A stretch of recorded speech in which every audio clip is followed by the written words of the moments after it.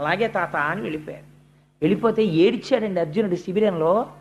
మహానుభావుడు తండ్రి లేక మేము ఏడుస్తుంటే ఆ రోజుల్లో మాకు నాన్న అని ఎవరిని పిలవాలో తెలియక మా పట్ల అంత ప్రేమతో ఉన్న భీష్ముడి దగ్గరికి వెళ్ళి కౌరవులు మమ్మల్ని బాధ పెడుతుంటే నాన్న అని తెలియక మేము పిలిస్తే నేను నాన్నని కాను నాన్న తాతని అని ఆయన ఒడిలో కూర్చోపెట్టుకుని మాకు గోరు ముద్దలు తినిపించాడు. మమ్మల్ని పెంచి పెద్ద చేశాడు. సర్వకాలముల యందు మా ఉన్నతిని కోరాడు.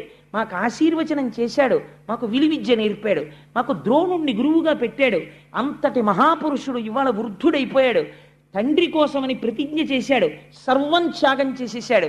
అంతటి ధర్మమూర్తి అయి తన వంశాన్ని చూసుకోవాలని ఇంతకాలం నిలబడిపోయాడు. అటువంటి వాణ్ణి సవ్యసాచినై గాంధీవం పట్టుకుని శిఖండిని అడ్డు పెట్టుకుని ఆయన మీద బాణపరంపర కొడుతుంటే ఆయన ఒంట్లోంచి నెత్తురు కారిపోతుంటే నే కొట్టగలనా అన్నయ్య అని అడిగాడు.